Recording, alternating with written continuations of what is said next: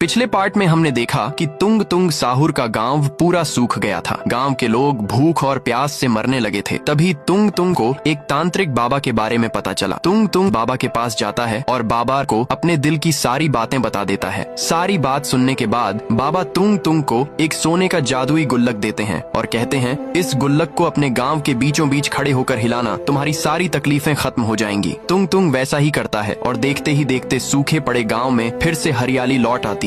गांव के लोग खुशी से झूमने लगते हैं। जब सब कुछ पहले जैसा हो जाता है, तुंग तुंग गुल्लक वापस बाबा को लौटा देता है और कहता है अगर आपको मेरी कोई मदद चाहिए हो तो बेझिझक बताना। तभी अचानक बाबा राय स्टार रोने लगते हैं और कहते हैं मुझे कुछ नहीं चाहिए बेटा, बस इस श्राप से मुक्ति दिला दो। तुंग तुंग चौंक कर पूछता है कैसा श्राप बाबा? तब बाबा राय स्टार एक दर्द भरी कहानी सुनाना शुरू करते हैं। ये उस समय की बात है जब ये गाँव हरा भरा और लोगों से भरा हुआ था। हर तरफ हरियाली थी, लोग नाचते गाते थे। यह गांव जन्नत जैसा था। मैं भी इसी गांव के कोने में अपने छोटे से घर में अपनी पत्नी पायल और बेटे रवि के साथ रहता था। हमारी जिंदगी में छोटी छोटी खुशियां थीं और हम उनमें ही संतुष्ट थे। लेकिन एक दिन सब कुछ बदल गया। एक शाम जब मैं घर लौटा तो देखा पायल बिस्तर पर लेटी थी और रवि उसके पास बैठकर रो रहा था। मैंने पूछा क्या हुआ? तो रवि ने बताया माँ काम करते करते अचानक चक्कर खाकर गिर गई। मैं घबराकर उसे गाँव के सबसे बड़े अस्पताल ले गया। डॉक्टर ने लंबे समय तक जाँच की और फिर कहा आपकी पत्नी को कैंसर है और अब इसे कोई नहीं बचा सकता। ये सुनते ही मेरा दिल टूट गया। मैंने डॉक्टर के पैर पकड़कर कहा कोई तो तरीका होगा,